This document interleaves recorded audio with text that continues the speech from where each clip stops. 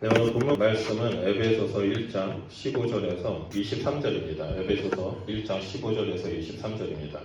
제가 가지고 있는 성경으로는 신약 310페이지입니다. 에베소서 1장 15절에서 13절입니다. 다 같이 한 목소리로 읽도록 하겠습니다. 시작. 이로 말미암아 주 예수 안에서 너희 믿음과 모든 성도를 향한 사랑을 나도 듣고 내가 기도할 때 기억하며 너희로 말미암아 감사하기를 그치지 아니하고 우리 주 예수 그리스도의 하나님 영광의 아버지께서 지혜와 계시의 영을 너희에게 주사 하나님을 알게 하시고 너의 마음의 눈을 밝히사 그의 부르심의 소망이 무엇이며 성도 안에서 그 기업의 영광의 풍성함이 무엇이며 그의 힘의 위력으로 역사하심을 따라 믿는 우리에게 베푸신 능력의 지극히 크심이 어떠한 것을 너희로 알게 하시기를 구하노라. 그의 능력이 그리스도 안에서 역사하사 죽은 자들 가운데서 다시 살리시고 하늘에서 자기의 오른편에 앉으사 모든 통치와 권세와 능력과 주권과 이 세상뿐 아니라 오는 세상에 일컫는 모든 이름 위에 뛰어나게 하시고 또 만물을 그의 발 아래에 복종하게 하시고 그를 만물 위에 교회의 머리로 삼으셨느니라. 교회는 그의 몸이니 만물 안에서 만물을 충만하게 하시는 이의 충만함이니라. 아멘. 네, 오늘 우리가 살펴보고자 하는 말씀은 바울의 기도입니다. 에베소서 1장은 처음 인사말을 제외하고 딱 두 문장으로 이루어졌습니다. 우리가 지난주에 살펴보았던 것처럼 3절에 찬송하리로다라고 시작해서 14절에 찬송하게 하려 하십니다. 이 3절부터 14절까지 한 번도 끊이지 않는 문장으로 이루어져 있습니다. 그리고 오늘 본문 말씀도 히브리어 성경을 보면 15절부터 23절까지 끊김이 없이 모두 다 한 문장으로 이루어져 있습니다. 그 내용들은 바로 바울이 에베소 성도들을 위한 기도의 내용입니다. 3절에서 13절은 하늘의 신령한 복을 알려주기 위해서 바울이 설명했다면 15절부터 23절까지는 하늘에 속한 신령한 복을 가지고 살아가는 성도들이 되기를 원하는 마음에 바울이 기도하고 있습니다. 바울의 에베소 성도들을 향한 기도는 하늘에 속한 신령의 복을 근거하고 있습니다. 우리가 복습 차원에서 지난주에 살펴봤던 하늘에 속한 신령한 복을 보면 성부 하나님의 택하심과 성자 하나님의 속량 그리고 성령 하나님의 인치심과 보증입니다. 이 세 가지 성부, 성자, 성령 하나님의 축복이 우리 가운데 임하게 되었습니다. 하나님께서 이렇게 성도들에게 하늘에 속한 신령한 복을 주신 목적은 이전에 죄인된 삶을 살아가는 것이 아니라 하나님의 자녀된 삶, 세상과 구별된 삶을 통해 하나님을 찬송하고 예배하고 믿음의 길을 걸어가는 자가 되도록 하시기 위해 우리에게 복을 내려주셨습니다. 그리고 바울은 이러한 사실을 기초로 해서 성도들에게 하늘에 속한 신령한 복을 누리기 위해 하나님께 너희가 구해야 할 것이 있다라고 기도를 통해서 알려주고 있습니다. 바울이 이렇게 자세하게 알려주는 이유가 있습니다. 바울이 3년 동안 에베소에서 복음을 체계적으로 가르쳤지만 그들의 신앙은 수많은 위협 속에 노출되어 있었습니다. 에베소라는 지역의 풍요와 번영으로 인해서 물질 막론주의가 그들을 위협했습니다. 또한 성적인 타락이 너무나 극심해서 이런 도덕성에 대한 문제가 그들의 삶 가운데 있었습니다. 또한 헬레니즘 철학과 사상의 영향을 받아서 종교 혼합주의, 잘못된 복음, 이단의 사상들이 그들 가운데 들어올 수도 있었습니다. 그래서 막 믿음이 자라고 있는 그 성도들에게 쉽게 주변 상황에 휩쓸리지 아니하도록 이 잘못된 종교 혼합주의와 세상의 가치관의 영향을 받지 않도록 바울은 기도하고 있습니다. 그 시대의 에베소 상황은 현대를 살아가는 우리 시대와 너무나 똑같습니다. 우리 시대는 어떻습니까? 종교 다원주의의 시대에 살고 있습니다. 그리고 물질 막론주의와 도덕성 타락이 우리 시대에 너무나 많이 있습니다. 우리는 에베소 성도들처럼 이러한 것들에 대해 노출되어 있고 위협을 받고 있습니다. 바울은 그런 우리들에게 그리고 에베소 교회 성도들에게 복음의 가치, 복음의 능력을 제대로 알기 원한다면 너희가 정말 하늘에 속한 신령한 복을 누리며 살길 원한다면 이렇게 기도하라라고 가르치고 있는 겁니다. 그래서 우리로 하여금 성도의 정체성이 무엇인지 그리고 성도로서 삶은 무엇인지에 대해서 알려주고 있습니다. 이 시간에는 이 바울의 기도를 통해서 우리가 하나님 앞에 무엇을 구하고 어떻게 성도의 삶을 살아가는지에 대해서 좀 살펴보려고 합니다. 먼저 15절과 16절 말씀을 보면 바울은 주 예수 안에서 에베소 성도들의 믿음과 모든 성도를 향한 사랑을 듣고 하나님께 감사기도를 드리고 있습니다. 바울이 이렇게 감사기도를 드리는 이유가 있습니다. 그 이유는 에베소 교회의 성도들이 수많은 위협과 유혹 속에서도 믿음과 모든 성도들을 향한 그 사랑의 섬김이 계속해서 있었다는 겁니다. 그리고 그렇게 노력하고 있는 그 소식을 바울은 듣고 하나님께 감사기도를 드리고 있습니다. 그런데 사실 에베소 교회의 상황을 보면 어려움과 아픔이 늘 있었습니다. 4장을 보면 교회 안에서 서로 분열의 아픔이 있었고 5장을 보면 술을 많이 마시는 옛사람의 습관대로 살아가는 그 사람들이 있었습니다. 또한 6장에서는 어둠의 권세를 잡고 있는 이 사탄과 싸워야 하는 문제도 있었습니다. 이처럼 에베소 교회는 완벽한 교회가 아닙니다. 그럼에도 불구하고 이 교회에 속한 성도들이 하나님을 향한 믿음과 모든 성도들을 사랑으로 섬기려고 하는 그 노력이 그들 가운데 있었다는 겁니다. 그래서 바울은 이에 대해 감사의 기도를 드리지만 너희에게 부족한 것이 있다라고 편지를 씁니다. 그리고 그 부족한 것을 너희가 알기를 위해 두 가지를 꼭 기도해야 한다라고 말하고 있습니다. 그 첫 번째 기도는 바로 성도들의 지혜와 계시의 영을 받기를 소원하고 있는 겁니다. 그래서 17절 말씀을 보면 우리 주 예수 그리스도의 하나님 영광의 아버지께서 지혜와 계시의 영을 너희에게 주사 하나님을 알게 하시고 라고 말하고 있습니다. 바울은 하나님 아버지께서 지혜와 계시의 영을 성도들에게 주시기를 원하고 있습니다. 그리고 그 목적은 하나님을 알게 하는 것이 있다라고 말합니다. 여기서 지혜란 예수 그리스도 안에서 행하신 하나님을 말하고 계시란 하나님의 비밀을 깨달을 수 있도록 성령의 역사하심을 말합니다. 지난주에 우리가 봤던 하늘에 속한 복, 바로 성부, 성자, 성령 하나님의 일하심이 있었던 것처럼 이 17절 말씀을 자세히 보면 여기에도 성부, 성자, 성령 하나님의 일하심이 기록되어 있습니다. 그 일하심은 무엇이냐면 하늘의 신령한 복을 받고 있는 성도들로 하여금 하나님을 알게 하시도록 일하고 계신다는 겁니다. 우리가 다 알고 있는 것처럼 여기서 안다는 것은 막연한 지식 또한 이론적으로 아는 것이 아니라 삶 속에서 살아계신 하나님을 체험하고 서로 친밀한 교제 가운데 들어가는 것을 말합니다. 바울은 성도들이 살아서 역사하시는 그 하나님을 알기를 원했습니다. 그래서 지혜와 계시의 영이 성도들에게 임하기를 간구했습니다. 이러한 바울의 소망은 에베소 교회 성도들에게만 적용되는 것이 아닙니다. 골로새서 1장 10절을 보면 하나님을 아는 것에 자라게 하시기 원한다라고 바울이 말합니다. 또한 우리가 나중에 보게 될 에베소서 3장 18절과 19절을 보면 능히 모든 성도와 함께 지식에 넘치는 그리스도의 사랑을 알고 그 너비와 길이와 높이와 깊이가 어떠함을 깨달아 하나님의 모든 충만한 것으로 너희에게 충만하게 하시기를 구한다라고 말하고 있습니다. 바울은 살아서 역사하시는 하나님을 알았기 때문에 온갖 수모와 고난과 핍박을 견뎌냈습니다. 살아계신 하나님을 알았기 때문에 그는 자신이 알고 있는 그 하나님을 전하기 위해서 온 세상을 다니며 복음을 전했습니다.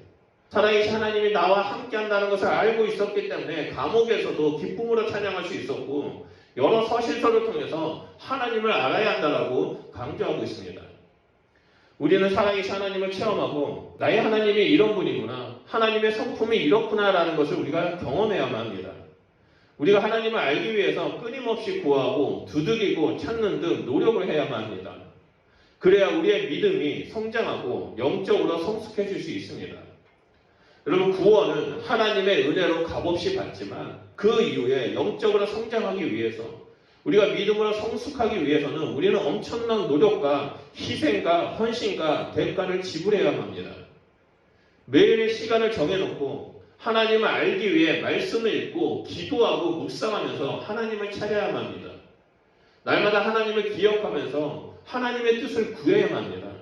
그럴 때 이 복음의 가치를, 그 복음의 능력을 깨닫고 하나님을 깊이 알아가는 자가 되어 내가 알고 있는 그 하나님을 전하는 자가 된다는 겁니다. 그런데 불행하게도 많은 그리스도인들이 구원받았다는 것에 만족하면서 하나님을 아는 것에 대해 관심이 없습니다. 이것이 오늘날 성도의 비극입니다. 성경적인 지식이 없어서가 아니라 경제적인 어려움이 있어서가 아닙니다. 하나님을 알지 못하는 것이 가장 큰 비극입니다. 세상의 가치관과 지식을 쌓여가는데 하나님을 경험하지 못하고 있습니다. 성경의 내용들을 빠삭하게 알고 있는데 살아서 역사하시는 그 하나님을 만나지 못하고 있습니다. 그러다 보니까 여기저기에서 성도의 삶이라고 할 수 없는 여러 문제들이 나타나고 있습니다. 몇 년 전에 저희가 이제 제자 훈련을 진행하고 있었을 때 선교사를 준비하고 있는 전도사 한 명이 훈련을 받으러 온 적이 있습니다. 제자 훈련 기간에 이 전도사가 훈련을 받았을 때 늘 동일한 반응을 보였습니다. 그 반응은 뭐냐면 내가 다 알고 있는 내용이야. 나는 이미 다 알고 있었어. 라는 그런 반응만 말하는 겁니다. 많은 사람들이 훈련을 받으면서 그 훈련 받았던 내용을 자신의 삶에 적용하면서 은혜 가운데 나아가서 삶이 변화되고 자신의 비전을 찾고 주님 앞에 나아가는데 이 전도사는 시간이 별로도 변하지도 않습니다. 내가 다 아는 내용이에요. 이미 나는 알고 있었어. 계속해서 그렇게만 말하는 겁니다. 결국에 훈련이 끝나고 나중에 들리는 소식에 의하면 가는 곳곳마다 이 전도사가 문제를 일으키고 담임 목사와 싸우고 교회에서 쫓겨나는 일들이 반복되어서 일어나고 있었다는 것을 알게 되었습니다. 왜 그렇습니까? 하나님을 지식으로만 알고 있기 때문입니다.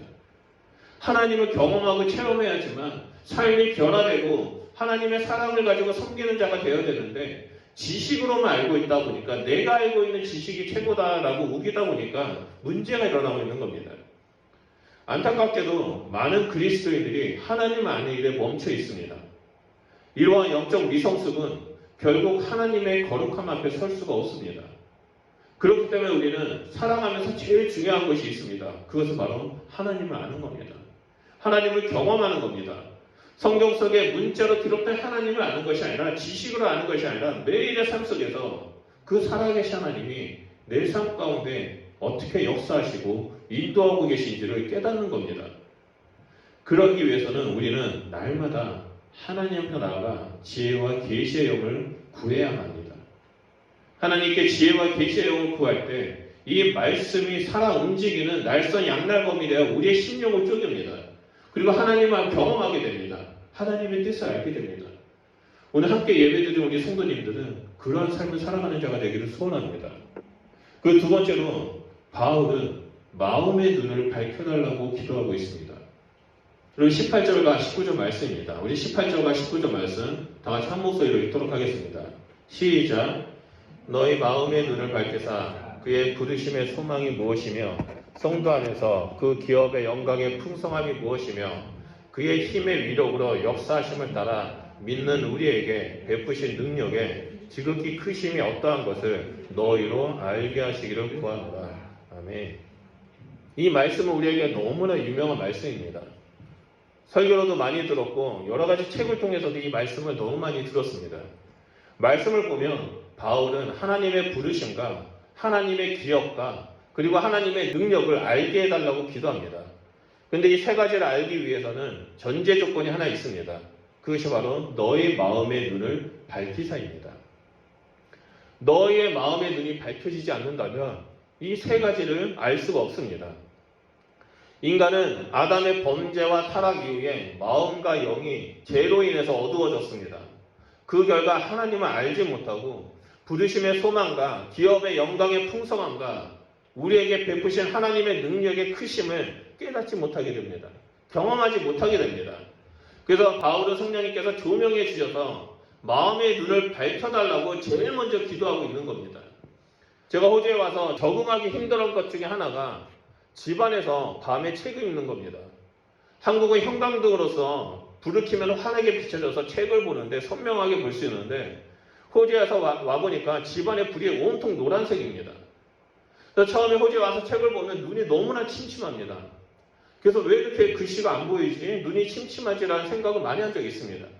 그래서 눈에 인공 눈물을 넣어도 잠깐 넣을 때는 괜찮은데 넣고 나서 책을 조금만 봐도 또 다시 침침해집니다. 그래서 책을 보는 게 너무 힘들었습니다. 그러다 어느 날 이 노란색 전구를 흰색 전구로 바꾸면 괜찮다라는 얘기를 들어서 집안에 있는 모든 노란색 전구를 흰색 전구로 바꾼 적이 있습니다. 그러고 났더니 책을 보는데 성경을 보는데 그 침침함이 사라졌습니다. 글자가 선명하게 보이기 시작한 겁니다. 그런 것처럼 성령님께서 우리 가운데 빛으로 조명해 주신다면 우리는 하나님의 놀라운 비밀을 정확하게 볼 수 있습니다. 무언가가 앞에 있는 것 같은데 안개 같은 것이 뿌연것 같은 것이 가려져 있어서 그 앞에 놓인 것이 무엇인지를 정확하게 못 보는 것이 오늘날 성도들의 모습입니다. 하지만 성령님께서 마음의 눈을 밝혀주시고 우리의 마음 가운데 빛으로 조명해 주신다면 우리 앞에 놓여진 이 침침함, 안개는 거쳐지게 됩니다. 그리고 내 앞에 놓여진 하나님의 놀라운 사랑들, 하나님의 놀라운 경험들을 우리는 깨닫게 되고 알게 됩니다. 우리는 성령의 조명하심이 없다면 중요한 것을 놓치고 살아갈 수밖에 없습니다. 그렇다면 마음의 눈이 밝혀질 때 깨닫게 되는 것이 무엇입니까? 바로 이 세 가지입니다. 첫 번째로는 18절에 하나님의 부르심의 소망이 무엇인지를 알게 된다고 말합니다. 이 부르심의 소망은 미래의 소망이 아니라 과거적인 측면으로 봐야만 합니다. 과거적인 관점입니다. 하나님은 과거에 우리를 부르실 때 어떠한 목적을 두고 부르셨습니다. 과거에 우리를 예수님을 믿도록 하셨을 때 어떠한 목적을 두고 우리에게 구원의 역사를 이루셨습니다. 또 구원을 이루신 목적은 우리를 하나님의 자녀로 삼아주시기 위해 우리를 부르셨습니다. 결국 우리는 이 부르심의 소망에 따라 하나님을 믿게 되었고 하나님의 자녀가 되었고 택하신 족속이 되었습니다. 왕같은 제사장이 되었습니다. 예수 그리스도의 거룩한 신부가 되었습니다. 그래서 이 부르심의 소망에 따라 우리는 그리스도를 따르는 삶, 하나님의 형상을 닮아가는 삶을 살게 되었습니다. 그렇기 때문에 우리는 그 어떠한 고난과 핍박이나 환난이 다가온다 할지라도 쓰러지지 않습니다. 왜냐하면 우리는 부르심의 소망에 따라 하나님의 자녀가 되었기 때문입니다. 하나님의 백성이 되었기 때문입니다. 하나님의 선택받은 족속이 되었기 때문입니다. 그런 우리에게 성령님이 함께 하셔서 이 부르심의 소망의 길에서 넘어지지 아니하고 쓰러지지 아니하고 설사 넘어진다 할지라도 다시 일어서서 그 길을 걸어갈 수 있도록 우리의 삶을 인도해 주고 계십니다. 이 부르심의 소망은 온전한 예수 그리스도를 닮아가는 삶을 말합니다. 단순히 구원받았다는 것에 만족하는 것이 아니라 매일의 삶 속에서 예수님을 닮아가는 삶, 예수님과 함께 동행하는 삶을 말합니다. 그래서 바울은 성도들에게 하나님의 구원을 기억해라. 너가 예수님을 믿게 되었던 그 구원의 기쁨을 기억해라. 그리고 하나님의 자녀된 삶, 구원을 받은 그 백성의 삶을 살아가라고 기도하고 있는 겁니다. 그리고 두 번째 깨달음은 18절 후반절에 성도 안에서 기업의 영광의 풍성함을 너희가 알아야 한다라고 말합니다. 성도 안에서 기업의 영광의 풍성함이 무엇이며 라는 이 말은요, 우리가 미래적 관점으로 봐야만 합니다. 그래야 좀 이해할 수 있습니다. 이 땅에서 부르심의 소망에 따라 예수님과 함께 믿음의 길을 걸어가는 자들에게는 하나님께서 약속하신 풍성하고 영광스러운 기업이 있다라는 것을 너희가 믿어야 한다는 겁니다. 이 기업이 너무나 확실해서 우리가 지난주에 봤던 그 14절 말씀을 보면 성령님께서 이 기업의 보증이 되었다라고 증거하고 계십니다. 하나님이 주시는 기업은 우리의 노력으로 주어진 것이 아닙니다. 오직 예수님을 믿는다는 이유 하나 때문에 하나님의 자녀가 되어서 하나님께서 우리에게 주어지는 유산입니다. 우리가 이 부르심의 소망에 따라 믿음의 길을 걸어간다면 우리는 이 기업의 풍성함을 받게 된다는 겁니다. 지금 우리가 누리고 있는 하나님의 은혜와 사랑은 맛보기에 불과합니다. 하지만 미래에 우리 주님이 다시 오시고 영원한 하나님의 나라에 들어갔을 때 경험하게 될 하나님의 은혜와 사랑은 우리에게 풍성한 영광이 될 것입니다. 여러분 상상해 보시길 바랍니다. 우리가 이 땅에 살면서 하나님한테 받았던 그 은혜 때문에 사랑 때문에 하나님 앞에서 울면서 하나님 너무 감사합니다. 하나님이 저에게 이런 은혜를 베풀어 주셨습니다. 하나님 사랑이 없이는 저는 살 수 없습니다라고 우리는 고백한 적이 있습니다. 때로는 감사하다라는 말로 표현할 수 없을 정도로 엄청난 은혜와 사랑을 우리는 경험한 적이 있습니다. 그래서 때로는 하나님 이 큰 은혜를 저는 감당할 수 없습니다라고 기도하기도 합니다. 그런데 이 모든 것이 앞으로 받게 될 영광의 풍성한 기업의 맛보기라는 겁니다. 우리는 상상할 수 없는 기업의 영광의 풍성함, 그것을 우리 눈앞에 놓여져 있습니다. 하나님께서는 그것을 준비하고 계십니다. 그 은혜와 그 사랑과 그 기업의 풍성함. 바울은 이 진리를 깨닫고 세상의 유혹과 핍박에 타협하지 말고 온전한 믿음의 길을 걸어가라라고 지금 기도하고 있습니다. 그래서 우리에게 세상의 가치가, 세상의 핍박, 세상의 유혹, 물질 만능주의에서 벗어나서 오직 하나님만을 의지하며 나아가라라고 말하고 있는 겁니다. 그리고 세 번째 깨달음은 하나님의 지극히 크신 능력을 아는 겁니다. 하나님의 지극히 크신 능력은 성도들의 현재의 삶을 말하는 겁니다. 너희들이 지금 알아야 돼. 네가 현재 성도라면 현재의 관점으로 하나님의 지극히 크신 능력을 너희가 알아야 되라고 말하는 겁니다. 19절 말씀을 보면 동일한 단어를 비슷한 표현으로 서로 반복해서 계속 기록합니다. 그것은 그의 힘, 위력, 역사하심, 능력, 지극히 크심입니다. 모두 다 다른 표현이지만 모두 다 또 하나님의 능력 하나를 가리키고 있습니다. 이러한 하나님의 지극히 크신 능력에 대해 20절과 21절에 구체적으로 밝힙니다. 20절과 21절 말씀을 보면 그의 능력이 그리스도 안에서 역사하사 죽은 자들 가운데서 다시 살리시고 하늘에서 자기 오른편에 앉히사 모든 통치와 권세와 능력과 주권과 이 세상뿐만 아니라 오는 세상에 일컫는 모든 이름 위에 뛰어나게 하시고라고 기록되어 있습니다. 하나님의 지극히 크신 능력을 아는 것은 현재 측면으로만 이해해야 합니다. 과거적인 측면이 우리를 부르시는 목적, 부르심의 소망을 깨닫고 미래의 측면이 그 기업의 영광의 풍성함을 깨달았다면 현재를 살아가는 너희들은 하나님의 능력을 깨닫고 하나님의 능력을 의지하고 살아가라라고 바울이 말하고 있는 겁니다. 과거에 경험했던 구원의 기쁨과 미래의 영원한 본향에 들어갈 것을 바라보면서 살아가는 성도들이 무기력하게 믿음 생활을 하는 것이 아니라 하나님의 능력에 힘입어 살아가라라고 말합니다. 하나님의 능력은 그리스도를 죽은 자들 가운데서 다시 살리시는 부활의 능력입니다. 하나님의 능력은 하나님의 보좌 우편에 앉으셔서 모든 통치와 권세와 능력과 주권과 이 세상뿐만 아니라 오는 세상에 일컫는 모든 이름보다 뛰어나게 하시는 능력입니다.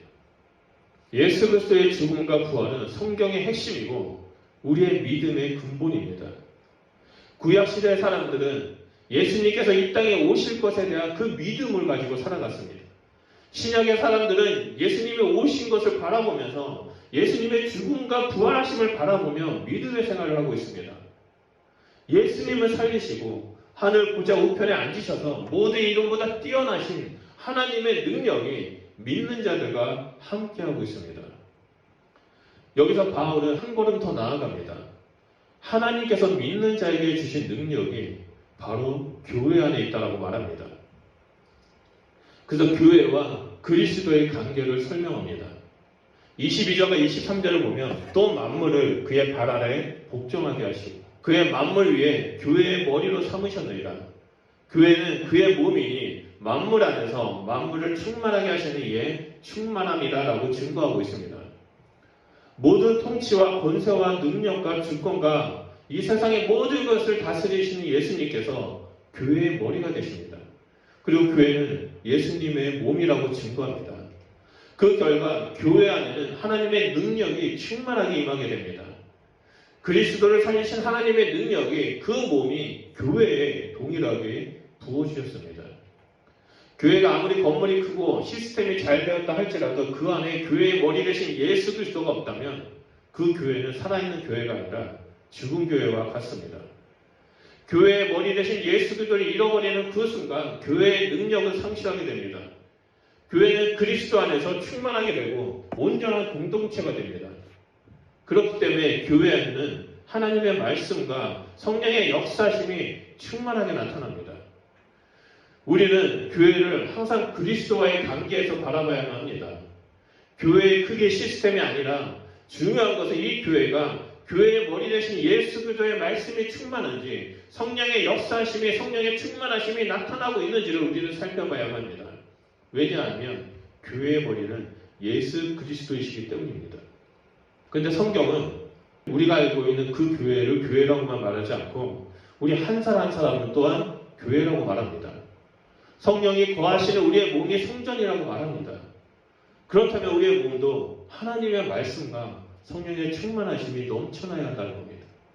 우리 안에 하나님의 능력이 충만하게 임해야 한다는 겁니다. 그래야지만 우리가 부르심의 소망에 따라 믿음의 길을 걸어가게 되고 기업의 풍성함대로 그 풍성함을 바라보며 믿음의 길을 걸어가는 그리스도인이 된다라고 말하는 겁니다. 우리는 하나님 앞에 온전히 서 있어야만 합니다. 예수님 앞에 온전히 있어야 됩니다. 성령님이 우리 안에 자정하시도록 날마다 환영하고 인정하고 모셔드려야 됩니다. 왜냐하면 우리는 교회이기 때문입니다. 우리는 성전이기 때문입니다. 오직 예수 그리스도의 통치하심이 우리의 삶 가운데 그리고 우리가 신앙 공동체로 있는 이 교회 가운데 충만해지기를 간절히 기도해야 되고 그리고 교회의 머리 대신 예수 그리스도의 뜻 가운데 우리는 서 있어야만 합니다. 그런데 안타깝게도 에베소 교회는 그러지 못했습니다. 요한계시록을 보면 에베소 교회의 상황을 이렇게 말합니다. 요한계시록 2장 5절을 보면 너를 책망할 것이 있나니 너의 처음 사랑을 버렸다라고 말합니다. 그들의 첫사랑을 잃어버린 이유는 하나님을 잃어버렸기 때문입니다. 그들을 부르신 하나님을 잊어버렸고 기업의 영광의 풍성함을 알려주신 하나님을 잊어버렸습니다. 또한 모든 능력이 되시는 하나님, 교회의 머리 되신 예수 그리스도를 잊어버렸습니다. 이러한 일들이 에베소 교회에만 해당되지 않습니다. 우리에게도 동일하게 적용됩니다. 우리가 하나님을 알지 못한다면 구원의 첫 기쁨, 첫사랑을 잃어버리게 된다면 우리는 에베소 교회처럼 책망을 받게 됩니다. 그래서 바울은 성도들에게 지혜와 계시의 영이 부어지고 마음의 눈이 밝혀져서 너희가 이 모든 사실을 깨닫기 원한다라고 말하고 있습니다. 우리는 이 바울의 기도가 우리의 기도가 되어야만 합니다. 그래서 하나님을 깊이 알고 나를 향한 부르심의 소망과 성도 안에서 그 기업의 영광의 풍성함이 무엇인지를 깨달아야만 합니다. 그리고 죽은 자를 살리시는 하나님의 능력과 교회 안에 충만하게 임하시는 예수 그리스도를 깨닫는 자가 되어야 합니다. 그래야만 우리는 성도의 정체성을 깨닫고 이 땅에서 세상의 유혹에 흔들리지 않게 됩니다. 여러분 1943년에 어느 날 피카소가 길을 걸어가다가 쓰레기장에 버려진 낡은 자전거 한 대를 발견했습니다. 이거는 고쳐서 쓸 수도 없습니다. 녹슬고 너무나 낡아서 버릴 수밖에 없었습니다. 근데 피카소가 그 자전거를 주워다가 안장을 거꾸로 달았습니다. 그리고 양쪽 핸들을 분리해서 안장 위 양쪽 위에다 황소의 뿔처럼 달아버렸습니다. 그리고 그 작품을 황소의 머리다라고 이름을 붙였습니다. 근데 이 쓰레기였던 이 자전거가 황소의 머리라고 이름이 붙여졌던 이 작품이 오늘날 런던의 그 경매장에서 293억에 팔렸습니다. 고철덩어리이자 쓰레기에 불과했던 자전거가 피카소라는 그 작가의 손길을 거쳤을 때 상상을 초월하는 경제적 가치를 드러내는 예술품이 되었습니다. 여러분 우리도 마찬가지입니다. 우리는 비록 하찮은 존재였고 죄로 인해서 죽을 수밖에 없는 존재였습니다. 그런 우리를 하나님께서 부르셨습니다.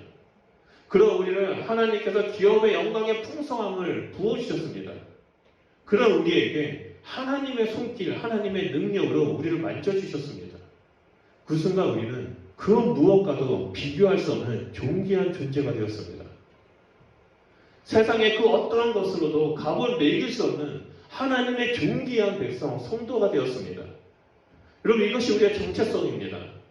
이 진리를 하나님도 알고 천사도 알고 사탄도 아는데 성도는 우리만 모를 때가 있습니다. 때로는 우리 자신을 하찮은 존재라고 생각하면서 낙심하는 경우가 있습니다. 우리는 이제는 우리의 이 정체성, 성도의 정체성을 깨달아야 합니다. 그러기 위해서는 우리에게는 지혜와 계시의 영이 필요합니다. 성령의 조명하심으로 말미암아 우리의 마음의 눈이 밝혀져야만 합니다. 그럴 때 하나님께서 우리를 부르시는 그 소망, 그것을 깨닫게 됩니다. 성도 안에서 그 기업의 영광의 풍성함을 알게 됩니다. 하나님이 내 삶 가운데 하나님의 능력으로 나를 어떻게 존귀하게 하셨는지를 알게 됩니다. 그리고 예수님이 내 삶의 머리가 되시는구나. 우리의 교회의 머리가 되시는구나. 나는 예수님의 머리와 마디마디가 연결된 몸이구나라는 것을 알게 됩니다.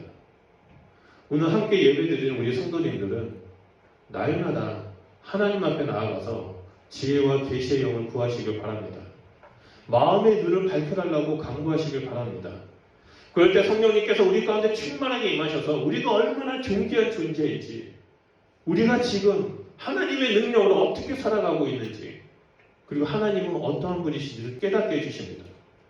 그래서 이 땅에서 그 하나님을 알아가고 하나님을 알리는 주님의 거룩한 백성으로 우리를 삼아주신다는 겁니다. 그래서 날마다 아침에 일어나면 제일 먼저 하나님 저에게 지혜와 계시의 영을 주십시오. 하나님 저의 마음의 눈을 열어주셔서 오늘 하루 하나님께서 저와 어떻게 동행하고 계시는지, 하나님의 능력으로 저를 어떻게 인도하시는지를 보게 해주십시오라고 기도하면서 주님의 길을 걸어가는 귀한 복된 존귀한 성도님 되시기를 주님의 이름으로 축원드립니다. 우리 좀 말씀을 기억하면서 기도했으면 좋겠습니다. 하나님 내 삶 가운데 하나님의 부르심의 소망, 성도의 기업의 풍성함, 또 하나님의 능력이 충만하게 임하기를 소원합니다. 아버지 그러기 위해서는 저에게 지혜와 계시의 영이 필요합니다. 아버지 그러기 위해서는 저에게 마음의 눈이 밝혀져야 합니다. 하나님 근데 저는 어떻게 해야지 이 일들이 일어날지 모릅니다. 오직 성령님만이 하실 수 있습니다. 성령님 제 삶 가운데 충만하게 임하여 주셔서 나의 마음의 눈을 열어주셔서 하나님의 능력을 보게 하시고 나에게 지혜와 계시의 영을 주셔서 하나님이 주시는 모든 것들 내 앞에 놓여진 하나님을 바라보는 자가 되게 주십시오라고 우리 이 시간에 주여 상창하며 기도하도록 하겠습니다. 기도하겠습니다.